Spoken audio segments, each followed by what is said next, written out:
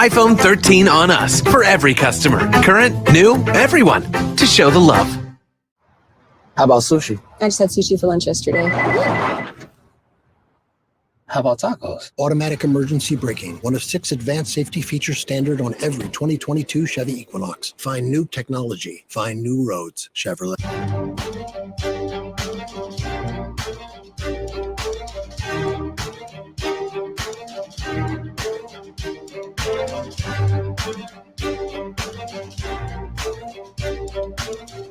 Welcome to the Black Table on the Black Star Network.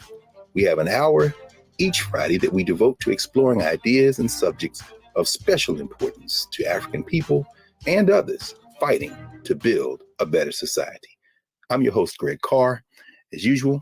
And this week we are especially happy to invite to the table a sister who is not only a bloodline relative, but a carrier of the intellectual legacy of one of the most important figures of the 20th century. You may have heard her name, Pauli Murray. If you've heard it more recently, it may be because in 2021, there was a film produced and distributed to the public through Amazon Studios entitled My Name is Pauli Murray. niece of Pauli Murray and one of the ambassadors of the Pauli Murray estate.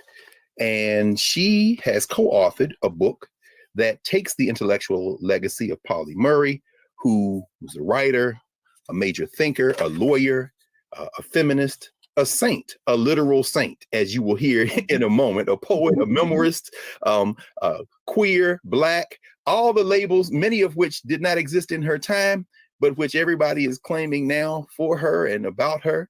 Well, we're going to hear from the family of Pauli Murray and the co-author of this wonderful book, Pauli Murray, The Life of a Pioneering Feminist and Civil Rights Activist. And we're hearing from none other than Rosita Stevens Holsey, who not only is her niece and an ambassador, she's also contributor and supporter of the Pauli Murray Center for History and Social Justice in Durham, North Carolina. Welcome to the Black Table, Sister Stevens Holsey. Thank you so much for inviting me. I'm thrilled to be here. We're thrilled to have you. As I said, we've heard so much in recent years about your aunt. And as a professor at Howard, of course, this was not news to us. We have a Pauli Murray Lounge. She's taught in our curriculum, and she's taught in other Black spaces as well. But now the world seems to have rediscovered her. And I'll be quite honest with you. I'm sure you've probably seen the documentary on Ruth Bader Ginsburg that came out a few years ago. And for those of us who had read about her and studied her, it was ironic that Pauli Murray did not play a bigger role in that documentary, since she, in many ways, provided the intellectual backbone to some of the work, much of the work that Justice Ruth Bader Ginsburg did. So why don't we start with just some basic questions? Because to the world, she's Pauli Murray, this towering figure, and to you, she's Aunt Pauli. So could you talk a little bit about this? This is why this was going to be unique. I'm telling you right now, the family. Tell us a little bit about the family, yourself, and how, how the family moves. Well, my mother, her youngest sister's name was Rosetta, and excuse me, which means rose, and I was named after her, Little Rose. Also, I have a younger sister named Renee. There are actually 5 of us who are still alive, who are actual nieces and nephews to Aunt Pauli. I act as the matriarch of the Murray Fitzgerald family because my cousin, who's 89, who also has a tie to Howard University, is legally blind. Mm-hmm. Her husband was Dr. Carlton Alexis, who was the interim president and executive vice president there, professor and what have you. Yes. But I'm very excited that I've been asked to talk about her. I always tell people that our lives intersected for 43 years, from the time I was born until the time that she died. And a lot of people ask me questions about her, which require a lot of research, which I did do for the book. But as you mentioned, I knew her as Aunt Pauli. I knew her as a very humorous and quirky, rather aggressive, cantankerous person, but also a very loving person. She was someone that felt she was equal to anyone, which I think I've gotten from her. We're all human beings. We should all be treated equally. We all have the same kind of value that someone else has. And each of us, no matter how rich or poor or Black or white, or what country we come from, our ethnicity, has value. And we talked about this a lot. Many of the conversations that I had with her personally were about the value of reading, the value of education, and quest for knowledge, and also making something of yourself. She firmly believed that education would elevate her to the human status that she feels people deserve. Yes. Her 5 brothers and sisters, all 6 of them were born on Madison Avenue in the family home. And they... Madison Avenue in Baltimore? Yes, Madison Avenue in Baltimore. Yeah, because people, we associated her, of course, with North Carolina, but she was actually... Yes. Okay. She was actually born in the family home, as all 5 of her brothers and sisters were. Yes, but unfortunately, her mother had 6 children fairly close together. Polly, my mother next, and the last child, Uncle Raymond, born a year later. So my grandmother, Aunt Polly's mother, died when Aunt Polly was 3. And she had already spent about 9 months in North Carolina with Aunt Pauline because their mother had been ill and had some difficulties carrying another child. So and after Pauline was Polly Murray's auntie. This was her mother's sister. Her mother's sister. Yes, ma'am. And after the death of her mother, she was actually asked by Aunt Pauline if she wanted to stay in Baltimore with her siblings or come to North Carolina with her. A 3-year-old, but boy, a 3-year-old like you've probably seldom met. I'm sure. And she knew exactly what she wanted to do. She knew that she had been named after Aunt Pauline. She had lived with her 9 months while her mom was sick in Baltimore. And she decided that that's what she wanted to do. And so she did move to North Carolina. She lived with 2 aunts, Aunt Sally and Aunt Pauline, and also the grandparents. So she was in a home without any children.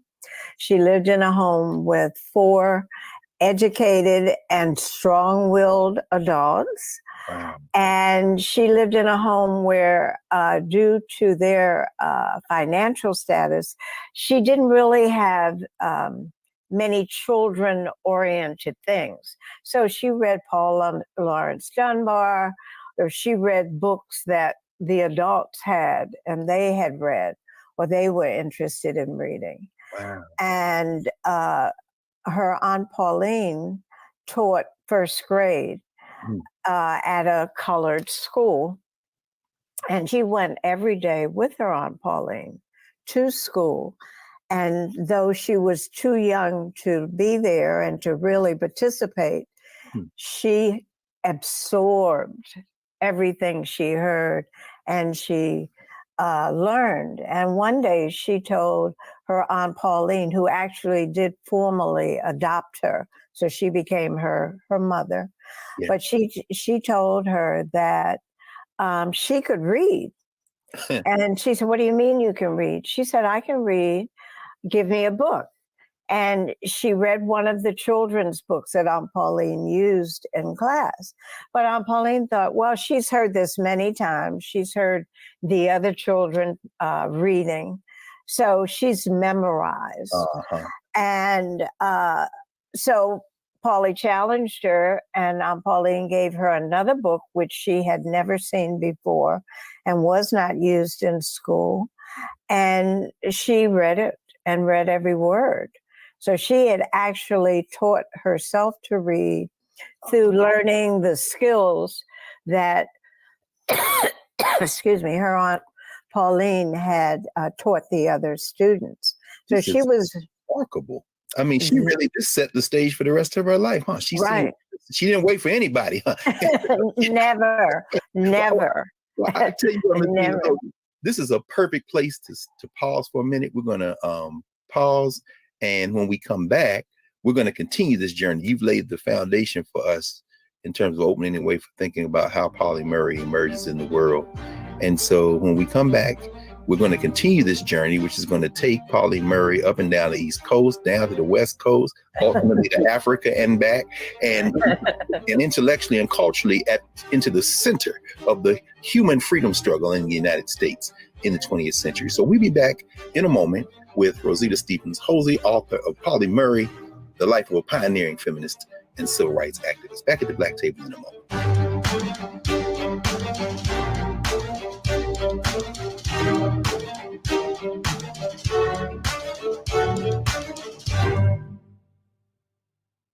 Love our new Alexa. It's a Buick. Yeah, Alexa. Buick. Alexa. It's a Buick. It's an Alexa. It's a Buick. It's an Alexa. Coach, that's a Buick. That's an Alexa. The Buick Enclave with available Alexa built in. Pull up a chair, take your seat at the Black Table with me, Dr. Greg Carr, here on the Black Star Network. Every week, we'll take a deeper dive into the world we're living in. Join the conversation only on the Black Star Network. Verizon just gave us all a brand new iPhone 13. We've been customers for years. I thought new phones were for new customers. We got iPhone 13s too, switched to Verizon 2 minutes ago. Ours were busted, and we still got a shiny new one. Check it out. So wait, everybody gets the same great deal. I think that's the point. iPhone 13 on us for every customer. Current, new, everyone. On any unlimited plan, starting at just $35. All on the network more people rely on.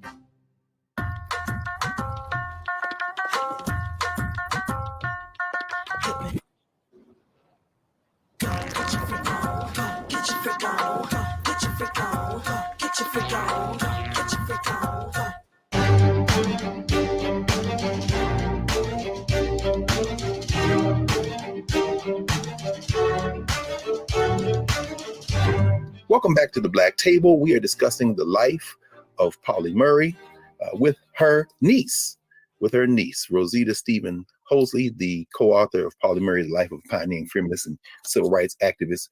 And we're going to get her to New York in a minute, but I was intrigued to find out that you actually stayed in her apartment in New York at some time. So I know we're going to get she had stayed in the apartment. So when we left, she had demonstrated to her aunt, to be her adopted mother, soon that she could read. But I was interested also in her father, because you represent not only the Fitzgeralds, but on the Murray side, her dad was a principal. He was an educator. Yes, he was. Huh. So she just had educators all over. I mean, Right. civil rights vet, Civil War veteran. Can you tell us a little bit more about the Fitzgeralds, of course, who she ends up writing about, but also her father? Right. Their father was a teacher, a musician, and a principal. And their mother was a nurse. Yes. Along the way, and it's been documented, but there's some confusion, I guess, around the area. Most people know that he was unable to take care of 6 young children when his wife died. And he took the older 3, 1 boy and 2 girls, with him. And then brother and sister of the Murray family had my mother and the younger boy. But their father got typhoid fever, I think during the time when many people did. And it's felt that the typhoid fever affected him mentally, emotionally, and physically. And with the pressures of trying to take care of the children by himself and being ill, he was committed to Crownsville Mental Hospital, where he died at the hands of a white guard. So Aunt Pauli came once to see him from Durham because she was determined not only to see him, but to get him released from there, and they would not allow her to go in. So she never got to see him when she had come back to Baltimore at 13. And I'm sorry, I guess we should have set the time. She was born in 1910, so we're talking now really during the Great Depression. Right? It's 1933. All right. Okay. Yes. And one of the wonderful things, even more so than my mother and the other siblings, she was made very aware of who her mother and father were. Her Aunt Pauline made it almost a daily discussion of the love that she had received from her mother and father, little anecdotes about their personalities and what have you, what wonderful people they were. So she was very proud of that. She also learned about the family's attachment to slavery and to the white slave owners. And she was taught to be very proud of her white background, her Cherokee background, and her Black background. And you could not say anything about where she came from that she would not stand up and tell you, I'm proud of who I am and what I will become. And the other brothers and sisters were not taught so much about their actual mother and father. The aunt and uncle who took them over, wanted them to feel a part of their family. So Aunt Polly had an extra pride for the Fitzgeralds and the Murrays, even though she spent her formative years living with the Fitzgeralds in Durham. And I think... No, I just wanted to mention that her memoir and history, Proud Shoes, is one of the great documents in American letters and really in world letters. And, it should be read. Everyone should read that. It's fascinating to me as you're narrating this, how color and culture and class all intersect. Absolutely. And I guess it was because of Jim, or as she would say later in her life, as you write, Jane Crow, that she finds herself restricted to Black institutions, but she jumped in with both feet, huh? She was at the Colored Library. She wrote for the Carolina Times. And Yes. how early was she doing some of this stuff? Because she maintains a lifelong relationship with the Black press that I think people need to tell us about her. And I'm still trying to find some of the things that I know that she wrote, but I have found many, and that will be something, I will continue. She learned from a friend. When she was at Camp Terra, one of the camps that Eleanor Roosevelt had set up for women who were struggling, mainly because of the Depression, but it could be for health reasons or unemployment situations, homelessness. But Aunt Polly went to one of these camps, and the one she went to in the Catskills was called Camp Terra. And one of her friends there was a person who, whenever she was concerned about something, she wrote about it. And she wrote to political people. She wrote to newspapers or what have you. And Aunt Polly had always been a writer. She had written poetry. She'd written short stories. In fact, she actually went to college to become a writer. I want to mention that because of the straitjackets of Jim Crow, as you write, she escapes to New York, ends up at Hunter College at 16 years old, and then has to finish 2 years of high school in 1 year. Yes, absolutely. I'm telling you, unbelievable, amazing, brilliant woman that most people have never heard of.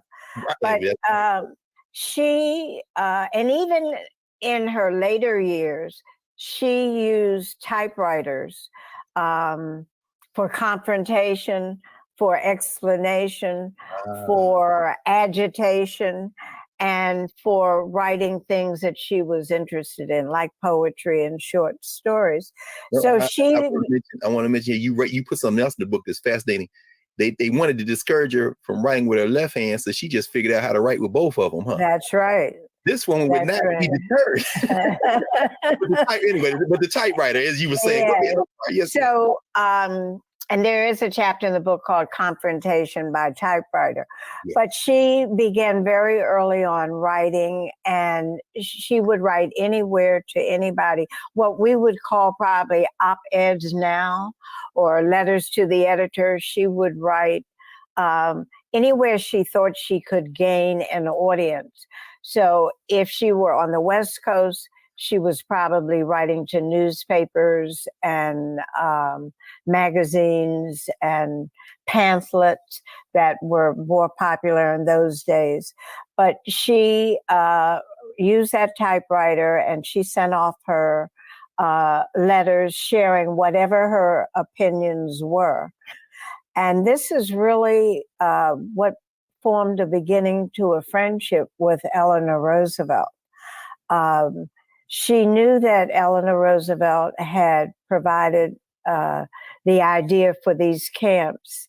And when Eleanor Roosevelt walked by her, she was admonished, Polly was admonished for not standing and, you know, greeting the First Lady and what have you, as the camp directors thought she should. Well, she was upset with President Roosevelt because she had written him about lynching. And she was very concerned about all the Black people who were being lynched, especially in the South. And she felt, as president and leader of the country, he had the power to stop lynching and certainly to pressure the states to stop it. And he needed those votes. He needed Southern votes. And he was unwilling to risk demanding that or doing what she considered anything about it. So she was sort of boycotting the First Lady at that time because of her disapproval of what she considered the lack of things that President Roosevelt did for Negroes, as we were called at that time. So she was actually expelled from this camp for not being polite to the First Lady. Wow. But that did not stop her from writing letters to the First Lady and to the President. And she found out that the First Lady would often take the mail that she had written and talk to the President about them. And the First Lady also had a newspaper column. So very often she would quote Aunt Polly's thoughts and works and opinion in her newspaper column. And a little later on, she invited Aunt Polly to meet her. And once they met, it slowly started a friendship. So all of my life, I had heard about Aunt Polly's friendship with Eleanor Roosevelt.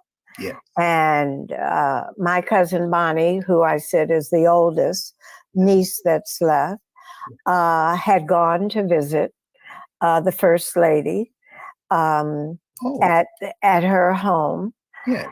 And so, of course, me being next and me being very interested in politics and social justice and what have you, in my own way as a junior high and high school student, I said for my graduation, I wanted to go and meet the First Lady. And so Aunt Polly granted me that wish. Really? And yeah, so I was able to go and meet her at her home. Yeah. And later on, I found out that the two brothers, the two nephews who are still alive, followed as well. So Eleanor Roosevelt met Aunt Pauline, Aunt Sally, Aunt Mildred, who's another sister, and 4 of their children. My goodness. along. So she actually knew quite a bit Yes. of our family. Well, we're going to pause here. Actually, this is perfect because now you've opened the door to really her professional life and career. We're going to talk about her fight for human rights as it relates not only to race and culture, but to gender. And this is a perfect point of entry for that. So we're going to come right back in a moment, Ms. Stephen Host, to continue this conversation about your auntie, about the great Polly Murray. Back in a moment.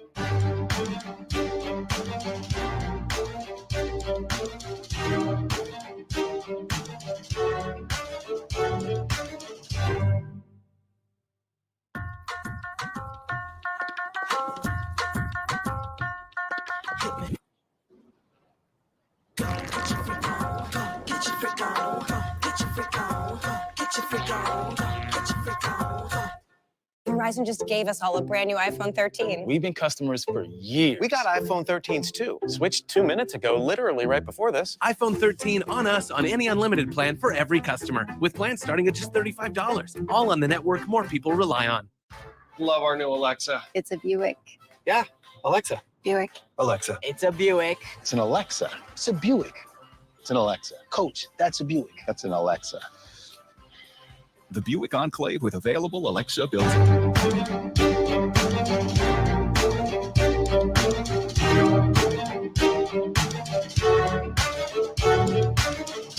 Welcome back to the Black Table. We're discussing Polly Murray with Rosita Stevens-Hosey, author of Polly Murray, The Life of a Pioneering Feminist and Civil Rights Activist, and also her niece. When we left, you were talking about her interaction with Eleanor Roosevelt, who I guess dubbed her a firebrand. I'm thinking about Patricia Bell Scott published those letters. Or was it? But I want to go back just a second to come forward. You mentioned a young woman who she met in the camp, who had some influence on her, and they had more. I think it was Peg Holmes, if I'm not mistaken. They had more than just a kind of interactive relationship as thinkers. They had a fairly close relationship. And could you talk a little bit, because you write about this as well, beginning perhaps even with her aunt Pauline, who didn't put any barriers on her. Polly Murray was really also exploring her sexuality at this time, huh? She was, and I'm not sure at the time when she was very young in elementary school, she understood it all, but she realized that she didn't want to wear girls' clothes. She didn't like frilly things. She wasn't particularly interested in the kinds of games or toys or dolls or things that girls did. And she wanted to dress like a boy. She wanted to wear knickers and pants and things of that nature. And Aunt Pauline never put any pressure on her. She allowed her to select the clothes she wanted to buy and wear the clothes. However, when she went to church on Sunday, and they went to the Episcopal Church every Sunday, yes, she had to dress in a dress. But other than that, she allowed her to be free. And Aunt Pauline actually called her sometimes my boy girl. So she was revolutionary for the time. Absolutely. Absolutely. And Aunt Paulie talked with her about it, but not from a medical standpoint or a psychological standpoint, but she just told her the things that she was interested in doing or not doing. But most of her life, unfortunately, she had to hide some of her true feelings and some of her concerns about her gender, her image, and what have you. If you can imagine someone who kept hitting brick walls because she was Black, then she began to hit brick walls because she was female. And to have to add another criteria, thing that would make it difficult for her to even get a job, function in the world, be listened to, Yeah. and what have you. It was a problem, and she realized it was a problem, but she studied herself. She read a lot of medical books. She wrote to doctors asking for their help and asking for clarification. Mm-hmm. She tried to get doctors to give her hormones and what have you. When she had an appendectomy, she asked her doctor to look to see if she had extra organs, internally that she didn't know about. So she was very aware that she had thoughts that I guess at the time she probably thought were abnormal.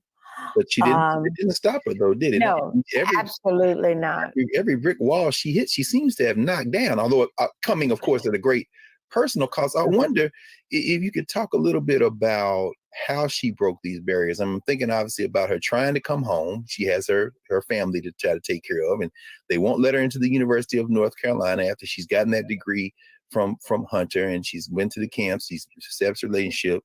And they won't, even though she's got members of the family who have given money to North Carolina. Absolutely. And then of course she ends up staying in New York. I mean, the social justice work she begins to do. You talk about her relationships with women, and you talk about that, she had intimate relationships even with white women, but there's also a Black woman who you talk about, Adeline McBean. They took a bus ride through Virginia. Yes. Tell us a little bit about these two sisters in Virginia in the 1940s.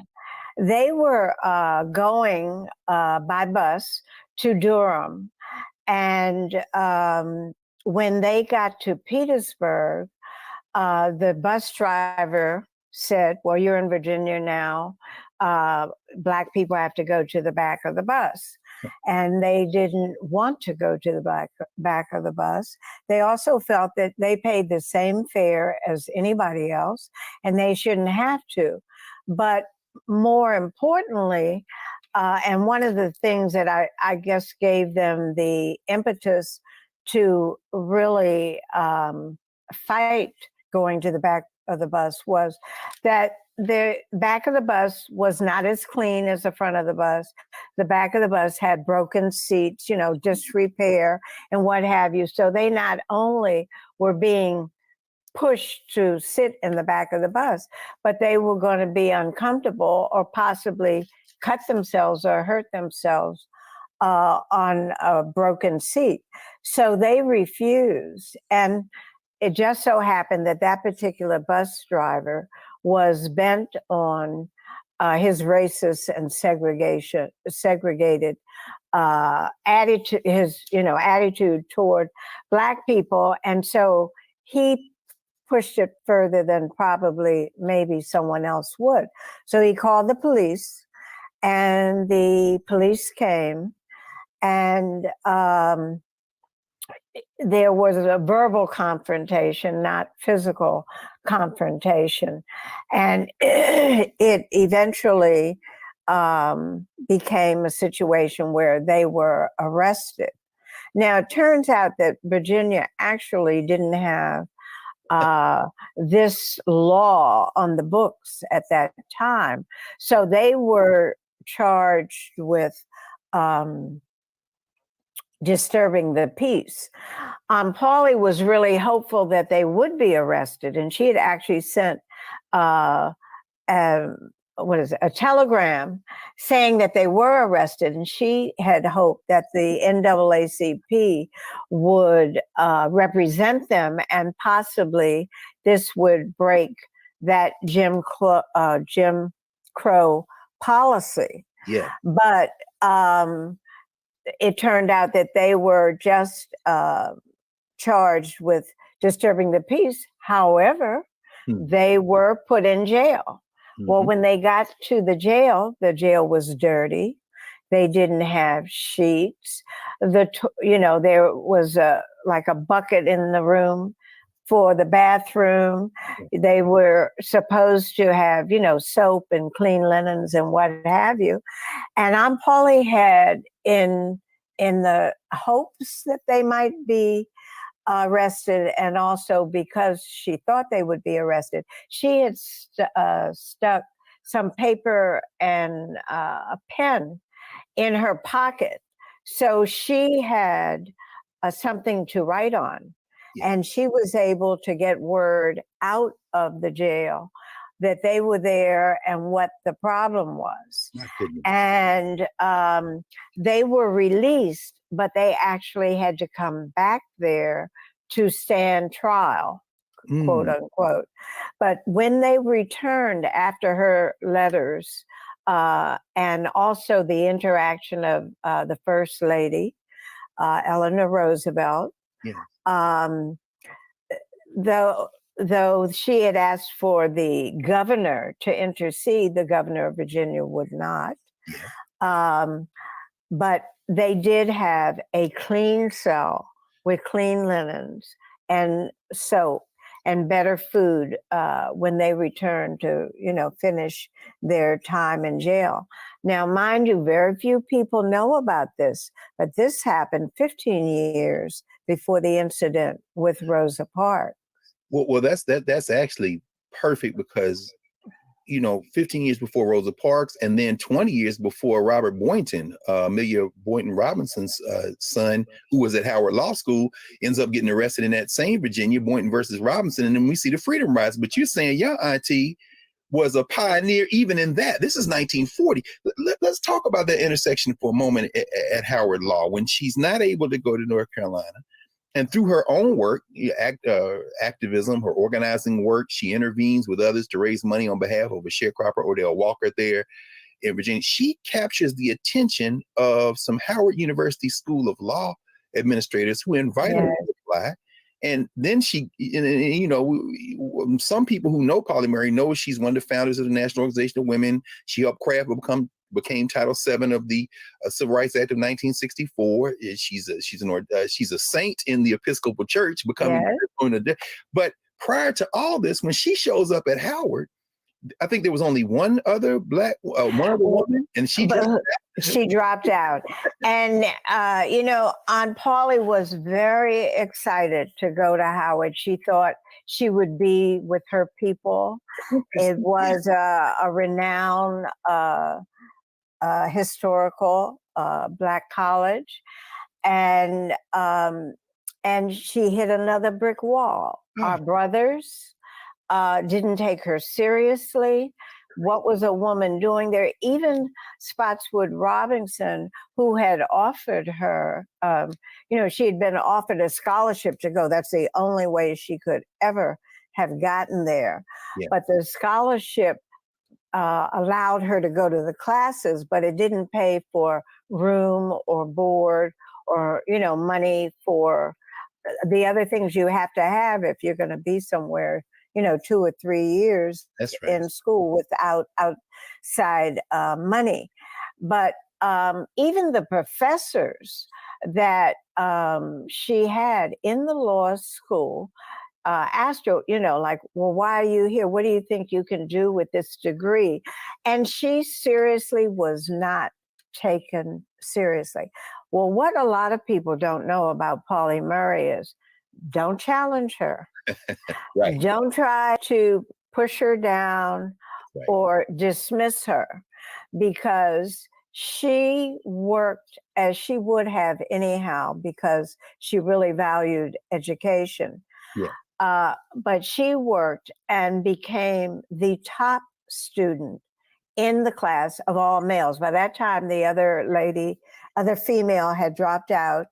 And there is a policy when you are the top person in the class that you become the judge of their courtroom that they have then. And they would not allow her to do that, even though she was scholastically the top student. The last year of her of law school, she was also the top student. So they finally acquiesced and allowed her to take that place. She also, while she was there, luckily we had a cousin named Susie Elliott, who happened to be the dean of students. And cousin Susie gave her a little place down in the, a dormitory building where she put a cot. She had a little hot plate. And she used, I think you call them gang bathrooms, where they're like Yes. 6 sinks and 6 toilets, and that are used for groups. Yes, ma'am. And she would literally take buckets of water back to her little area so that she could cook food and all. So most of her life, especially after she left home, she lived on very meager amounts of money and food, which also caused her from time to time to suffer from malnutrition, and to have, medical issues. But she showed them. She was number one. She became the judge of the court. She had the best scholastic record. And guess what? She hit another brick wall. There was a policy that the top elite student of Howard University was given a scholarship to go to Harvard to get the next law degree, the master's law degree. Of course, yeah. And so she submitted her application, filled it out, put all of the accomplishments that she had achieved at that point, and received from Harvard that she was declined, not because she was Black, but because she was female.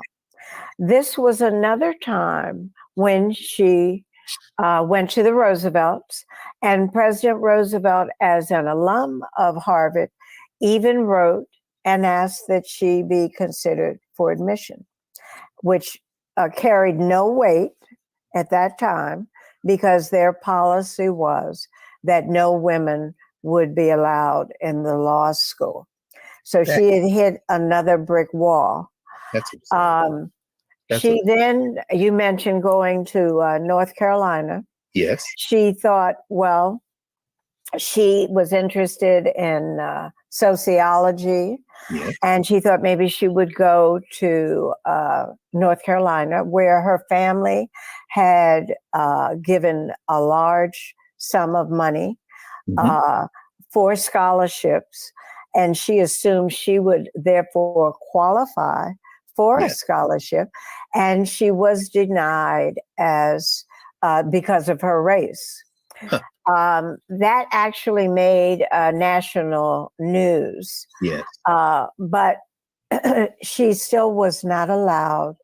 And she finally got in at the University of California in Berkeley, and headed out to California to do that work. Let's pause there. We only have one segment left, but I think if we can probably cover a great deal of it in terms of the highlights. People know, of course, that your aunt, in that trip that she took with her companion all the way to the West Coast, so much discrimination she experienced. So I guess you don't go to Harvard, you don't go to UNC, so you go to Cal Berkeley and get a law degree. But she comes out of that, as you say, framed at Howard Law, where she becomes intrigued with the 14th Amendment and challenges Spotswood Robinson, who wins a bet that I hope you'll talk about when we come back to the next session. But she ends up writing a book called States Laws on Race and Color, which I have here, along with the book that she wrote, the textbook for the University of Ghana Law School, which she helped set up. And Thurgood Marshall called that the Bible of Civil Rights, but it started. Absolutely. So why don't we come back in a second, Ms. Stephen Hosley, where we'll finish our conversation for now on really the early years, the formative years of your Aunt Pauline Murray. We'll be back in a moment at the Black Table.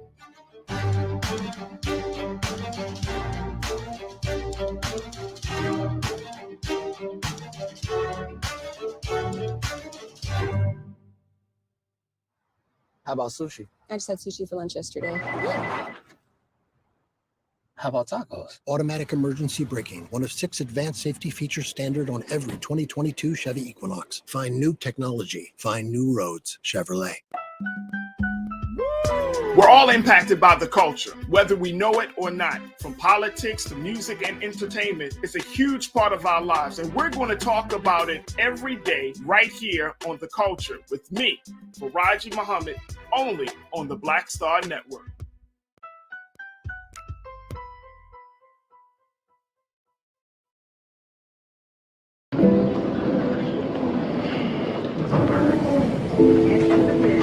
Over the window seats. These are the only bins that will accommodate larger overboard.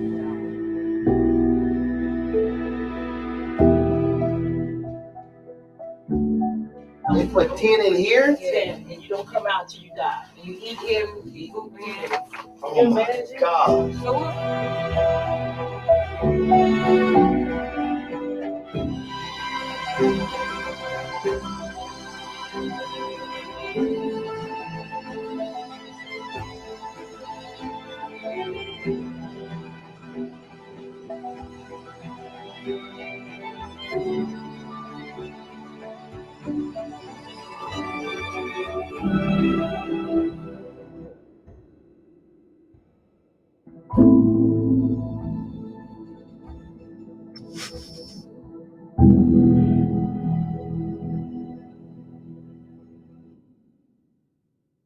Love our new Alexa. It's a Buick. Yeah, Alexa. Buick. Alexa. It's a Buick. It's an Alexa. It's a Buick. It's an Alexa. Coach, that's a Buick. That's an Alexa. The Buick Enclave with available Alexa built-in.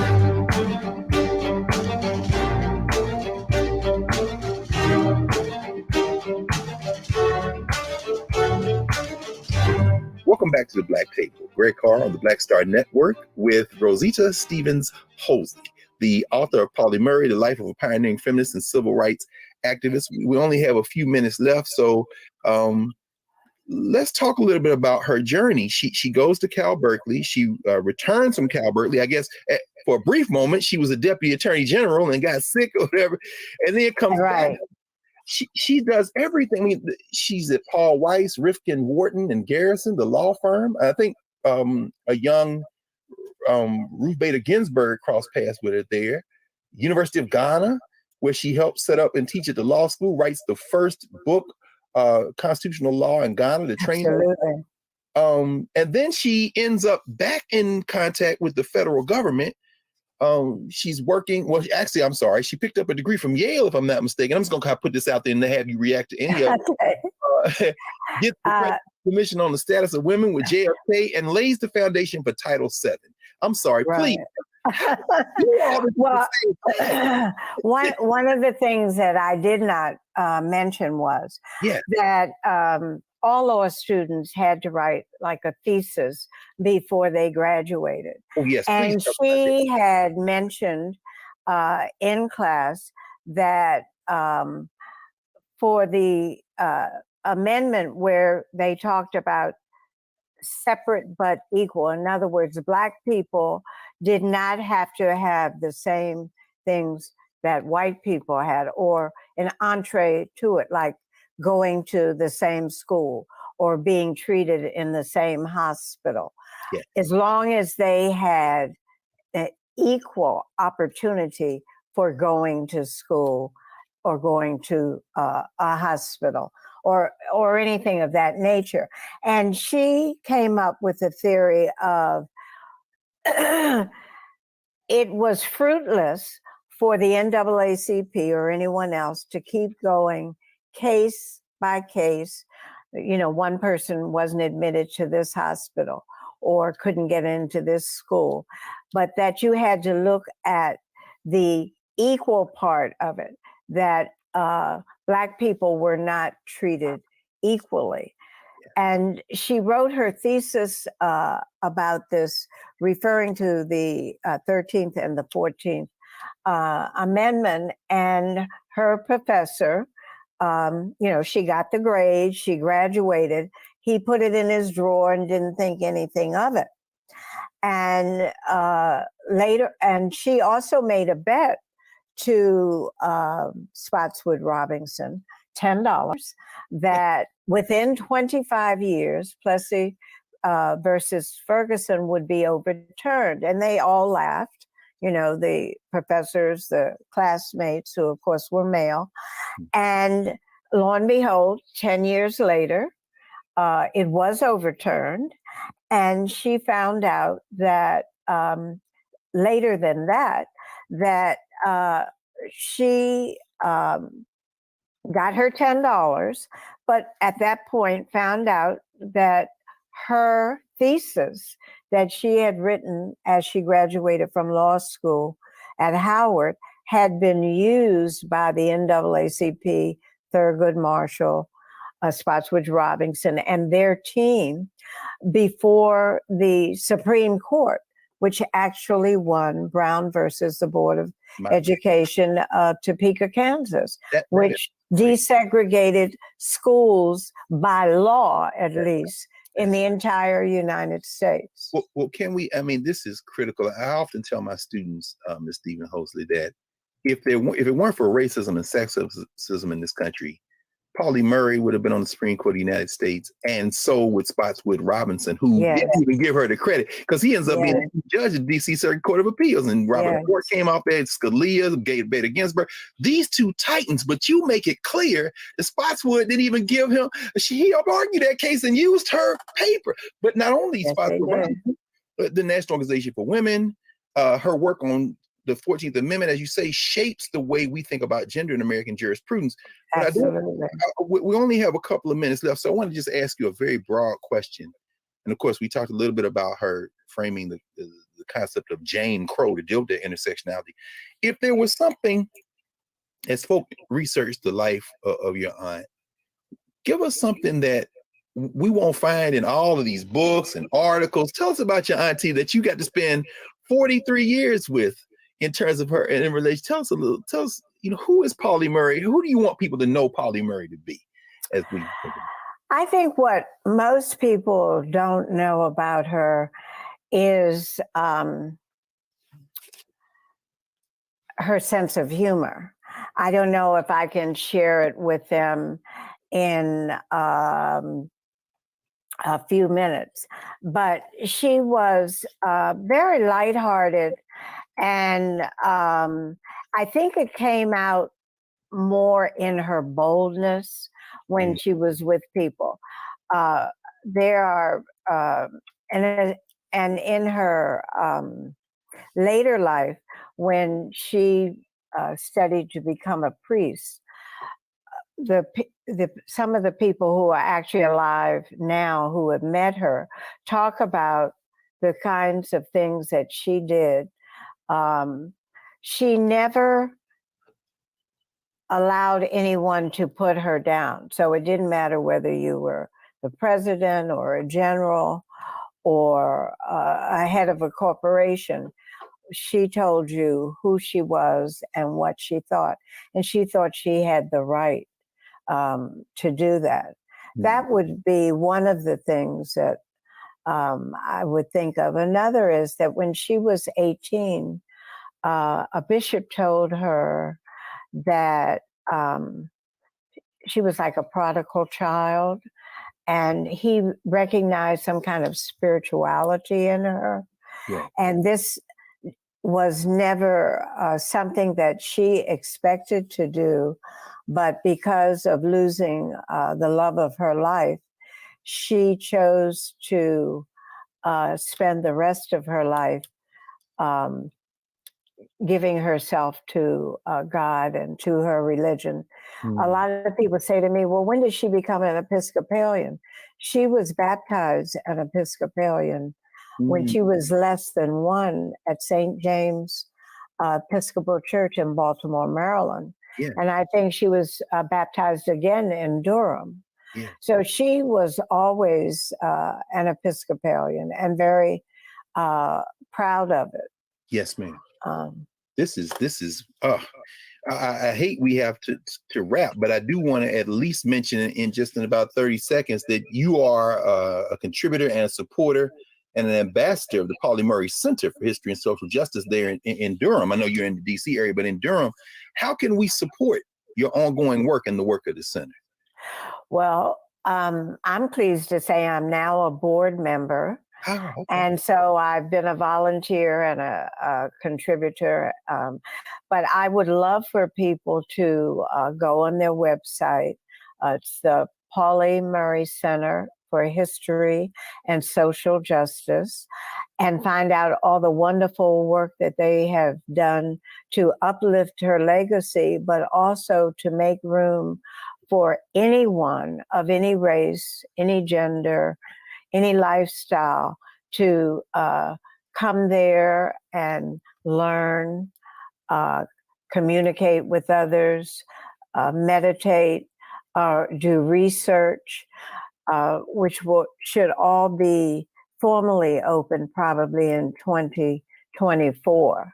Yeah. They are a nonprofit, and we just celebrated last Saturday their 10th anniversary, or a decade of them working on this project. I would love for them to do that. Also, I wrote the book to bring information to young people. Yes. And we have done a lot of teacher activities and curriculum ideas and PowerPoints that can be used in the classroom. And I think it's important that when young children are inquisitive and open to learning about anything, they be exposed to people like Pauli Murray and others who not only may represent them personally, but represent other people in this beautiful world we live in. That's exactly right. See, you dropped that right at the end, and now we done gone over. But I have to ask you, how can we get some of these presentations? Are you doing presentations? You say you work, because this book actually, yes, it's written for young adults, but all ages. There's a shelf of books, as we know, by Pauli Murray, about Pauli Murray, but this is a different kind of book. How can we get access to that work? I've made it easy for everybody. Okay. My website on Pauli, including the book and the Pauli Murray Center, is called Preserving Pauli Murray. I have an email, preservingpaulymurray@gmail.com. My Instagram is Preserving Pauli Murray, and my Facebook is Preserving Pauli Murray. So if you just remember the word preserving, you can probably find me. I would love to come and work with teachers, speak at churches, speak before groups that are interested in social justice. And I have actually been doing that for about 5 years. So I've just retired as an educator about 6 weeks ago, so that I can 100% spend my time uplifting the legacy of Pauli Murray. Well, congratulations on your retirement. Although I must say, if you were like the rest of the educators, I know you're good friends with Billingsley, among others, you all can't spell retirement. So it sounds like you're getting ready to take off. And that is exactly what we needed to hear there. So we have all the pertinent areas. If you remember Preserving Pauli Murray, you will find the work of Rosita Stevens-Hosey, who we are very grateful joined us for this session. And thank you. And I live right outside of Washington, D.C. in Prince George's County, where I retired from teaching. Yes, gorgeous Prince George's. We definitely gonna keep that in mind. Oh, well, I hope you'll come back and join us. I'd love to. Well, we're gonna make that happen. Thank you so much for joining us for this hour of the Black Table. And, thank you so much for having me. Absolutely. In a moment, we'll be back when we're going to clear the table and prepare for our next session of the Black Table. Back in a moment.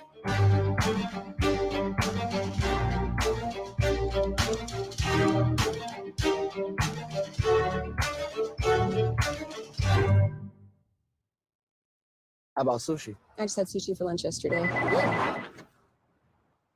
How about tacos? Automatic emergency braking, one of 6 advanced safety features standard on every 2022 Chevy Equinox. Find new technology. Find new roads. Chevrolet. It's time to be smart. Roland Martin's doing this every day. Oh, no punching! Thank you, Roland Martin, for always giving voice to the issues. Look for Roland Martin in the whirlwind, to quote Marcus Garvey again. The video looks phenomenal, so I'm really excited to see it on my big screen. Support this man, Black Media. He makes sure that our stories are told. See, this difference between Black Star Network and Black-owned media and something like CNN. I got to defer to the brilliance of Dr. Carr and to the brilliance of the Black Star Network. I am rolling with Roland all the way. Honored to be on a show that you own. A Black man owns the show. Folks, Black Star Network is here. I'm real revolutionary right now. Roland was amazing on there. Stay black. I love y'all. I can't commend you enough about this platform that you've created for us to be able to share who we are, what we're doing in the world, and the impact that we're having. Let's be smart. Bring your eyeballs home. You can't be Black-owned media and be scared. You dig?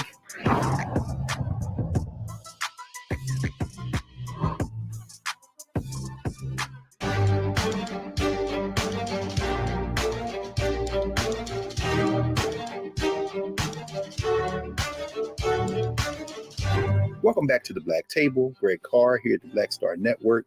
We have had just a remarkable hour with Rosita Stephen Hosley, the author of Polly Murray, the life of a pioneering feminist and civil rights activist. And we're going to give our sister, St. Polly Murray, in the Episcopal tradition, we're going to give her the last word. But before we do, a couple of thoughts. We have to really engage the life and work of Polly Murray on any number of levels. She has become prominent, more prominent now. She's going to become more prominent. But we have to understand, as we just heard, that she is a gift to all of our humanity. And when it comes to Black institutions, you know, we should think about her relationship to Black institutions, to HBCUs, to K-12. She worked at Bennett College. So what about the Bennett College and Spelman, the HBCUs that are there for Black women in particular? Her relationship to the Black press. We heard about her writing for papers in Carolina, for the New York Amsterdam News, in California, for the LA Sentinel, so many other places. You know, her perspectives on the South. Polly Murray Centers in Durham. So we can think about her relationship to the South. But most importantly, as we heard Rosita Stephen Hosley say, is her relationship to humanity. So let's end with a poem from her epic poem, Dark Testament. Hope is a song in a weary throat, which is also the title of her memoir. Give me a song of hope and a world where I can sing it. Give me a song of faith and a people to believe in it. Give me a song of kindliness and a country where I can live it. Give me a song of hope and love and a brown girl's heart to hear it. Anna Pauline Murray, a titan, a major ancestor, someone we should not only respect, but learn from, continuing on into the future. So we'll see you next week. We'll see you next week at the Black Table here on the Black Star Network. Thank